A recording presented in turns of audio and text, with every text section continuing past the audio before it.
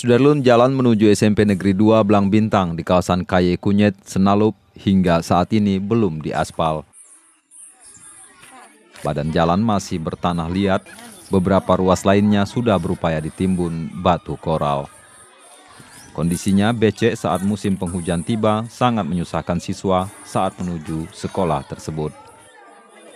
Sekolah ini telah dibangun tahun 2006. Ada sekitar 200 siswa yang belajar di sekolah itu. Warga sekitar dan pihak komite sekolah sudah berulang kali mengajukan program pengaspalan melalui pemerintah Aceh Besar dan provinsi. Namun belum juga membuahkan hasil. Kami sampaikan bahwa jalan menuju ke sekolah ini, akses ini sudah 10 tahun masih belum teraspal. Dan hal ini sudah pernah disampaikan ke pemerintah Kabupaten Aceh Besar melalui Dinas Pekerjaan Umum, tapi sampai sekarang sudah lebih 10 tahun belum tersauti. Jadi di saat yang sangat meresahkan, di saat hujan, anak-anak bahkan guru yang datang ke sekolah ada yang terjatuh dari sepeda motornya.